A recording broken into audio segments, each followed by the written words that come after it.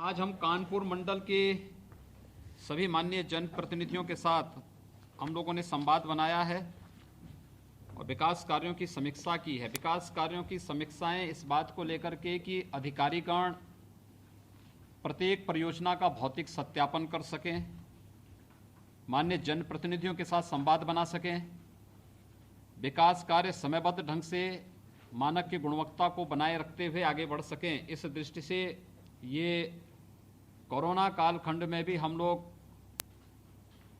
यहाँ पर video conferencing के माध्यम से इस समीक्षा के कार्यक्रम को आगे बढ़ा रहे हैं।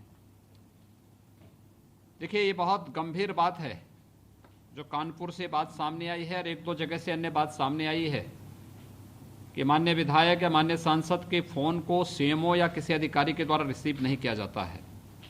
मंडलायुक्त तो कानपुर इसको नोट करेंगे और संबंधित सीएमओ से एक बार माननीय विधान परिषद सदस्य श्री अरुण पाठक जी को, माननीय विधायक अभिजीत सांगा जी को फ़ोन करेंगे और वे माफ़ी मांगे इस बात को लेकर के। और इस प्रकार की चीज़ें अक्षम्य होंगी कि जनप्रतिनिधिगण फ़ोन करें और कोई फ़ोन रिसीव न करें, ये गलत बात है। एक सामान्य शिष्टाचार भी होता है कि कोई फ़ोन करें तो हम उसको कॉल बैक करें, या तो रिसीव करें, व्यस्त हैं तो कॉल बैक करके उनको अवगत कराएं। लेकिन इस प्रकार से नहीं चल सकता है, इस प्रकार की लापरवाही नहीं हो सकती है। कोविड-19 का खतरा अभी भी बना हुआ है। देखिए, जब तक कोविड-19 से जुड़े हुए कोई मेडिसिन या कोई वैक्सीन मार्केट में नहीं आता है और प्रत्येक व्यक्ति उससे पूरी तरह सैचुरेट नहीं हो जाता है, तब तक इसके संक्रमण का खतरा इसी प्रकार से बना रहेगा। हमें बचाव करके लोगों को व्यापक जागरूकता के माध्यम से ही हम लोगों को बचा सकते हैं। यही आज के दिन पे इसका सबसे बड़ा उपचार है। लेकिन इसके साथ ही हमें कुछ सावधानियां और रखनी पड़ेंगी। देखिए, कानपुर इसका सबसे बड़ा हॉटस्पॉट बना हुआ है और कानपुर पे विशेष ध्यान देते हुए सभी जनपद, एक तो हर एक जनपद में लेवल 2 का हॉस्पिटल हर हाल में हो जाए, किसी गलतफहमी के शिकार न रहें। ये बीमारी कहीं भी फैल सकती है क्योंकि सारी चीजें खुल चुकी हैं, इसलिए हर एक जनपद में लेवल 2 का हॉस्पिटल हर एक हाल में हो जाए। हर एक जनपद में हमने वेंटिलेटर उपलब्ध कराए हैं, HFNC उपलब्ध कराई है। हर एक जनपद में हम लोगों ने एनेस्थेटिक उपलब्ध कराए हैं, टेक्नीशियन उपलब्ध कराए हैं। नहीं है, आप पैरामेडिक्स को ट्रेंड करिए, लेकिन लेवल 2 के हॉस्पिटल को हर हाल में हर एक जनपद में चलाने की व्यवस्था प्रारंभ करिए। लेवल 2 के हर हॉस्पिटल में हर बेड पे ऑक्सीजन की सुविधा होनी चाहिए और वेंटिलेटर वहां पे क्रियाशील होने चाहिए, उसके टेक्नीशियन और उसके जुड़े हुए विशेषज्ञ वहां मौजूद रहने चाहिए, ये सुविधा वहां पर हो। हमें इस समय जो सतर्कता बरतनी है वह माइक्रो कंटेनमेंट जोन, पहले चरण में हम लोगों ने 500 मीटर के दायरे को कंटेनमेंट जोन में हम लोग ले रहे थे, हमने घटा करके 250 पे किया। अब हमें इसको और छोटा करना होगा। जिस घर में लोग प्रभावित हैं, पीड़ित हैं, उस परिवार से अगल बगल के एक दो घरों को ही हम लोग लें, पूरे मोहल्ले को भी ना लें। अब माइक्रो जितना आप उसको और नीचे समेट सकें उतना समेटिए उसको। माइक्रो कंटेनमेंट जोन को ध्यान रखना और वहां पे एक एक व्यक्ति की एंटीजन टेस्ट करवा देना। दूसरा, integrated command and control centre हर एक जनपद में 24 घंटे क्रियाशील रहना चाहिए। इसके माध्यम से होम आइसोलेशन में रहने वाले व्यक्ति के साथ दिन में कम से कम 2 बार संवाद करना। होम आइसोलेशन में किसी भी व्यक्ति को हम तब परमिट करें रहने के लिए अगर वह हाई रिस्क कैटेगरी में नहीं आता है, यानी वह बुजुर्ग नहीं है, पहले से ही किसी बीमारी से किसी पीड़ित नहीं है, गर्भवती महिला नहीं है, किसी कमजोर इम्यूनिटी का नहीं है, बच्चे नहीं हैं। हम ये 5 कैटेगरी को पहले तय करें। दूसरा, इस बात को देखें कि घर में रहने के लिए सेपरेट रूम और सेपरेट टॉयलेट है या नहीं है। अगर है तो परमिट करेंगे, नहीं तो नहीं देंगे। तीसरा, हम इस बात पर जरूर ध्यान दें कि घर में रहते समय उसके पास थर्मामीटर और पल्स ऑक्सीमीटर हो, वो स्वयं खरीद के रखें। अपना ऑक्सीजन लेवल 2 बार कम से कम नोट करवाता रहे, वह कमांड एंड कंट्रोल सेंटर में, और कमांड एंड कंट्रोल सेंटर की भी जिम्मेदारी बनती है कि वह 2 बार कम से कम उससे टेलीफोन से बातचीत करके हालचाल लें, कोई फीवर तो नहीं, कोई खांसी तो नहीं, कोई सर्दी जुकाम तो नहीं, ऑक्सीजन लेवल कम तो नहीं, ये जानकारी लेते रहें। ये चीज हमें वहां पे बराबर करना पड़ेगा इन चीजों को। फोकस टेस्टिंग, हमने एंटीजन टेस्टिंग बृहद स्तर पर हम लोग कर रहे हैं, लेकिन इसमें जो हाई रिस्क ग्रुप है उन लोगों का अगर नेगेटिव आता है तो भी हम उनका आरटीपीसीआर का टेस्ट करवा लें, इससे कंफर्म करने के लिए कि कहीं ऐसा तो नहीं कि उसमें, या जो व्यक्ति जिनमें जो सिम्टोमेटिक हैं और एंटीजन टेस्ट में उनका नेगेटिव आ रहा है तो भी हम उनका आरटीपीसीआर करवा के कंफर्म कर लें कि वास्तव में नेगेटिव हैं। क्योंकि बीमारी को हर एक स्तर पर रोकने के लिए हमें अब प्रभावी भूमिका में आना पड़ेगा और इसके लिए टीमें बढ़ानी पड़ेंगी, उनकी ट्रेनिंग को बढ़ाना पड़ेगा। ये प्रयास लगातार हम लोगों के द्वारा कहा जा रहा है। सर्विलांस जितना बेहतर आपका होगा, पेशेंट क्यों मर रहे हैं, ऑक्सीजन लेवल उसका 80 से नीचे 60, 70, 75 तक आ रहा है, और 75 से नीचे, 60 से नीचे 40 तक ऑक्सीजन लेवल आ रहा है, उसके बाद आप उसकी बचने की उम्मीद करते हैं। इसका मतलब हमारा सर्विलांस पुअर है। एम्बुलेंस की सेवाएं बेहतर करिए। ये चीजें वहां पर अगर आप ठीक कर लेंगे तो ये जो डेथ रेट है कंट्रोल हो जाएगी और अच्छी हो जाएगी। पॉजिटिविटी रेट अभी भी कानपुर को छोड़कर के शेष आसपास के जनपदों में काफी नियंत्रण में है, लेकिन हमें सतर्क रहना पड़ेगा, बहुत सावधान रहना पड़ेगा। स्थानीय स्तर पर ये सुविधाएं देनी पड़ेंगी। L2 और L3 के बेड्स बढ़ाने पड़ेंगे। जहां पे लेवल 2 के हॉस्पिटल नहीं, वहां लेवल 2 के हॉस्पिटल बनाइए। जहां पे पहले से हॉस्पिटल है, नंबर ऑफ बेड्स कम है, उसको बढ़ाने की कार्रवाई, और जहां पे लेवल 3 के हॉस्पिटल है वहां पे आईसीयू बेड्स को भी बढ़ाने की कार्रवाई हमें वहां पे करनी चाहिए। हमारा प्रयास होना चाहिए कि कम से कम 1/3 आरटीपीसीआर टेस्ट हो, 2/3 एंटीजन टेस्ट हो, लेकिन ये फोकस्ड हो। ऐसा नहीं कि आप राह चलते हुए व्यक्ति का टेस्ट कर रहे हैं, एक ही व्यक्ति का हर दिन टेस्ट किए जा रहे हैं, और उसके बाद किसी भी राह चलते हुए व्यक्ति का करने के बाद एक कोटा, एक खाना पूर्ति कर रहे हैं, और खाना पूर्ति के बाद जब एड्रेस ढूंढने की बात आती है तो फर्जी निकल रहा है, टेलीफोन नंबर फर्जी निकल रहा है। ये चीजें ठीक नहीं है, गंभीर का वो घटना है। इस प्रकार की चीजें नहीं स्वीकार हो सकती हैं। दूसरा, सभी लोगों को टेलीफोन रिसीव करने की आदत अपनी डालनी पड़ेगी। हर एक स्तर पर बेहतर संवाद और समस्याओं के समाधान के लिए पूरी संवेदनापूर्ण तरीके से हमें इस कार्रवाई को आगे बढ़ाना होगा। मैंने हर जिले में इस बारे में कहा कि सुबह की बैठक आप किसी कोविड हॉस्पिटल में करिए। जिलाधिकारी, मेडिकल कॉलेज अगर है तो मेडिकल कॉलेज के प्रिंसिपल, सीएमओ और एक आध अन्य कोई जिम्मेदार अधिकारी हो इनके साथ में। शाम की बैठक हमें एक कमांड एंड कंट्रोल सेंटर में करनी चाहिए। वहां पे दिन भर की समीक्षा करते हुए, और ये बैठक लंबी मत खींचिए, आधा घंटा, पौन घंटा, बहुत हो 1 घंटे की बैठक करते हुए अगर हम इस कार्यक्रम को एक निरंतरता दे सकेंगे तो कोविड-19 पर आप निश्चित विजय प्राप्त करेंगे, इसमें कोई संदेह नहीं होना चाहिए। माननीय जनप्रतिनिधियों ने बहुत सारी बातें अपनी रखी हैं, सुझाव भी दिए हैं, समस्याएं भी रखी हैं। जनपद स्तर पर भी उसको नोट किया गया होगा, शासन स्तर पर भी संबंधित विभागों ने इन सबको नोट किया हुआ है। ये सभी बहुत महत्वपूर्ण प्रस्ताव हैं। देखिए, संवाद जहां पे बाधित होता है वहां पर ही समस्याएं खड़ी होती हैं, और ये चीजें दिखाती हैं कि अगर हमने बेहतर संवाद बना करके इन समस्याओं के स्थानीय स्तर पर समाधान के लिए समय पे शासन में प्रस्ताव भेजे होते तो ये चीजें सामने नहीं आएंगी।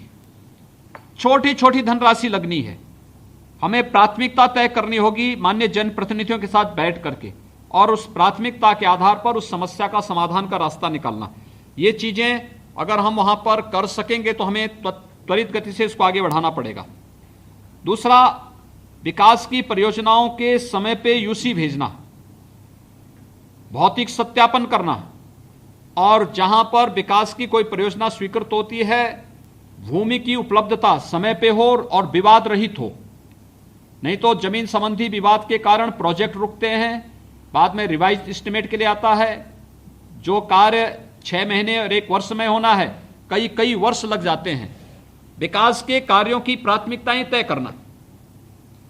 अगर हम कहीं मेडिकल कॉलेज बना रहे हैं तो मेडिकल कॉलेज के लिए हमारी पहली आवश्यकता क्या है?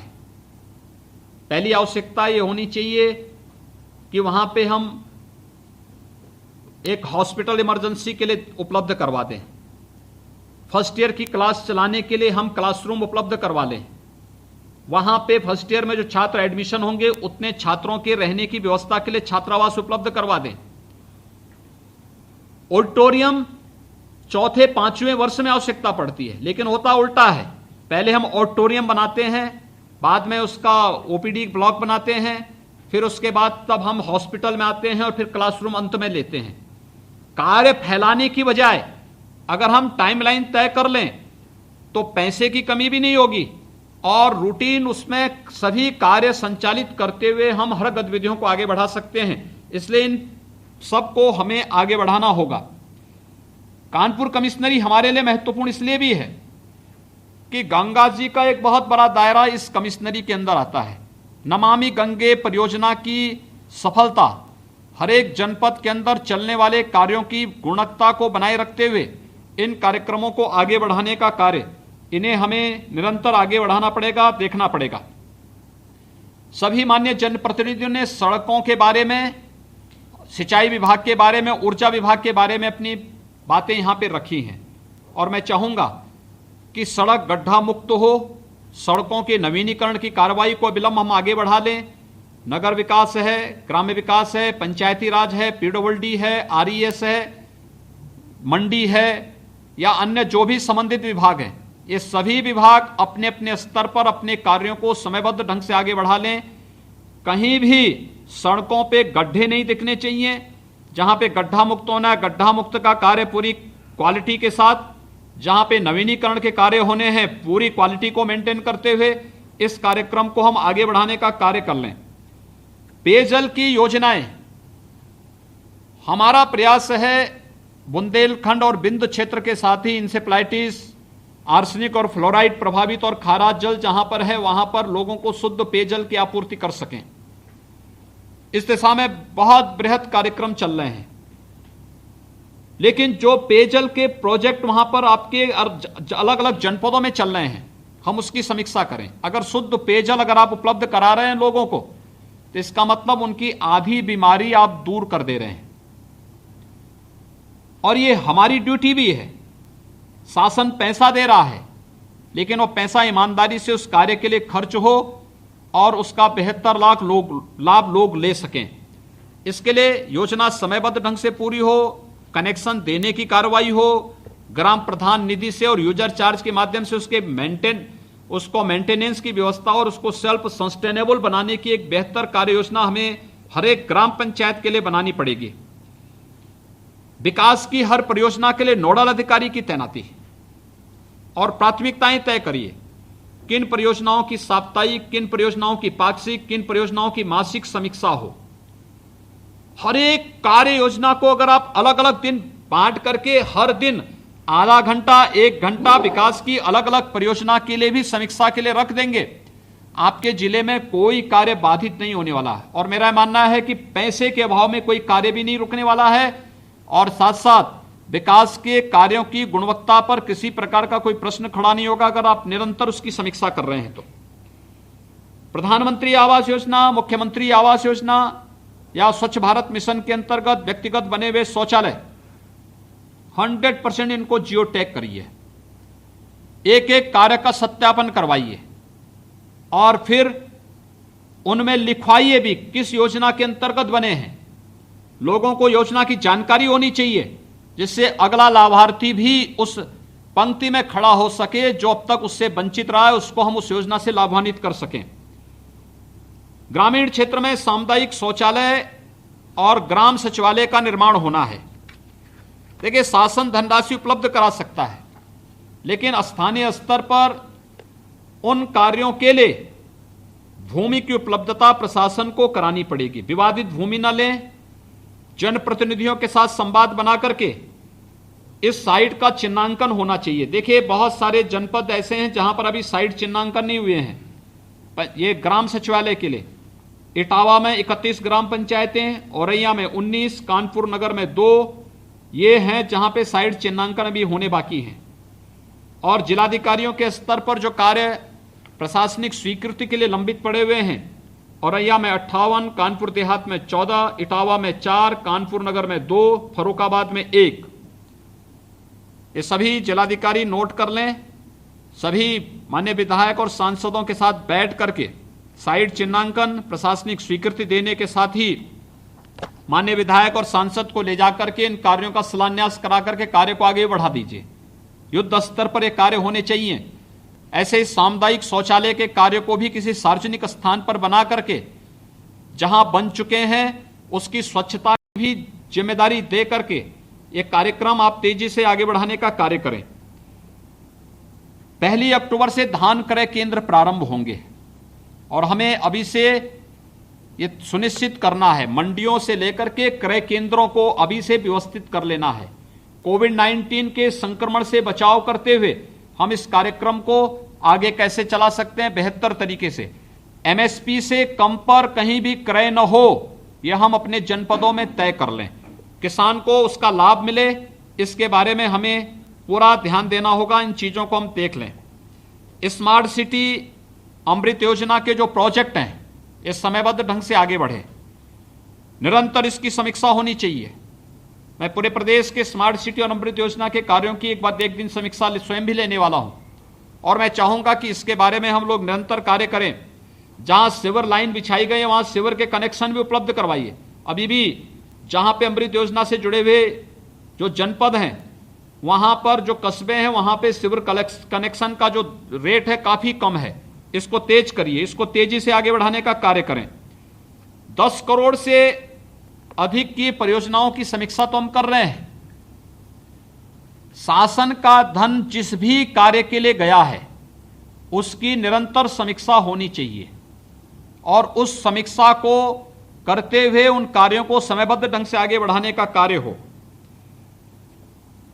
प्रधानमंत्री स्वनिधि योजना के अंतर्गत स्ट्रीट वेंडर के लिए बहुत अच्छी योजना आई हुई है।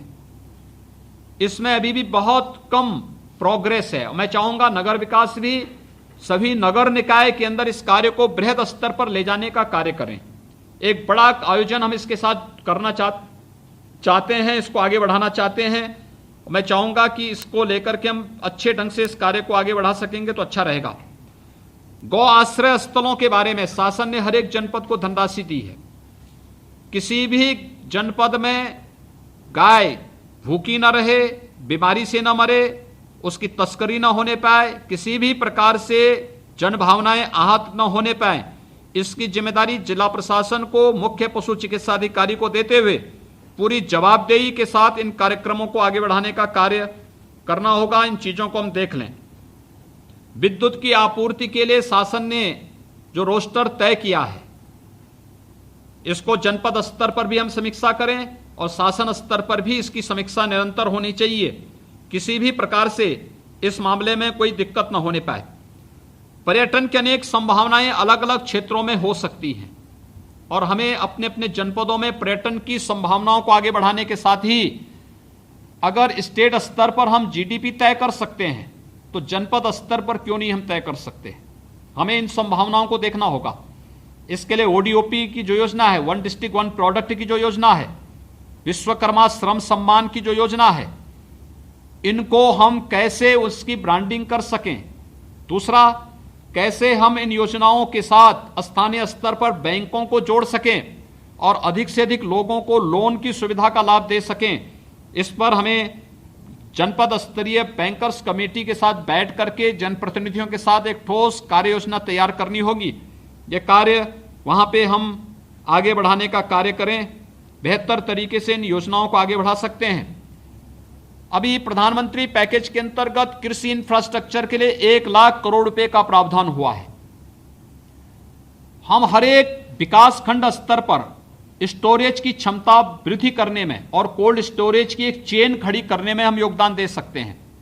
और मैं चाहता हूं कि इसमें एफपीओज के गठन की प्रक्रिया को तेज करना, इसमें इंडिविजुअल किसानों को आगे बढ़ाने की कार्रवाई करना, जनप्रतिनिधियों के इसको साथ में लेकर के इस प्रक्रिया को और तेजी लाई जा सकती है।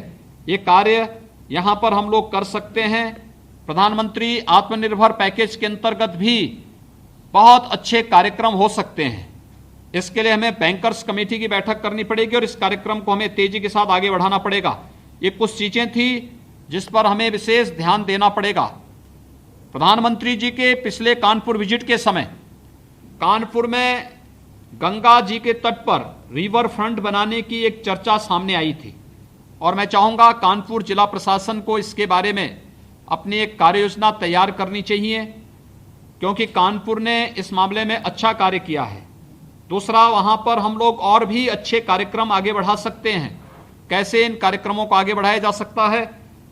2 जन फर्रुखाबाद लेवल 2 के हॉस्पिटल के लिए और कानपुर में लेवल 3 का एक डेडिकेटेड कोविड हॉस्पिटल बनाने के बारे में दोनों जनपद इसको युद्ध स्तर पर आगे बढ़ाने का कार्य कर लें। यही मुझे आप सबसे कहना था। माननीय जनप्रतिनिधियों ने जो प्रस्ताव दिए हैं और जो सुझाव भी दिए हैं, जो जनपद स्तर से संबंधित हैं वे जनपद स्तर पर, जो शासन स्तर से संबंधित हैं शासन स्तर पर, सभी अधिकारियों ने उन्हें नोट किया है। इन्हें समयबद्ध ढंग से आगे बढ़ाने और इस पर त्वरित निर्णय लेते हुए कार्रवाई को आगे बढ़ाने का कार्य करें। शासन स्तर पर कोई भी विकास के कार्य लंबित न रहें, इस पर हमें जरूर ध्यान देना चाहिए। मैं आप सभी माननीय जनप्रतिनिधियों को विकास संबंधी समीक्षा बैठक में भाग लेने के लिए हृदय से धन्यवाद देता हूं। प्रशासनिक अधिकारियों के द्वारा कोविड-19 से जूझते हुए भी बहुत अच्छे ढंग से विकास के कार्यों को एक गति देने का प्रयास किया जा रहा है। ये सचमुच एक अच्छा प्रयास है और मैं चाहता हूं कि दोनों जनप्रतिनिधि भी और प्रशासन भी मिलकर के विकास के इन कार्यों को आगे बढ़ाएंगे। हमारे संबंधित जनपदों के प्रभारी मंत्रीगण भी इसमें रुचि ले रहे हैं। हमारे डिप्टी सीएम केशव जी स्वयं यहाँ पे वीडियो कॉन्फ्रेंसिंग में जूम से जुड़े हुए हैं। यहाँ पर हमारे सहयोगी मंत्री सूर्य प्रताप शाही जी और श्री चौधरी भूपेंद्र सिंह जी स्वयं कोविड-19 से संक्रमित होने के बाद उपचार करके सफलतापूर्वक आए हैं। मैं उनका अभिनंदन करता हूं। और साथ ही साथ हमारे अन्य मंत्रीगण भी इस पूरी प्रक्रिया के साथ जुड़े हुए हैं। वे समय समय पर समीक्षा लेते हैं। उनकी हर महीने विकास कार्यों के साथ उन्हें जोड़ करके और उनकी बैठकों के क्रम निरंतर चलने चाहिए। आप सबको मैं अपनी शुभकामनाएं देता हूं। धन्यवाद जी।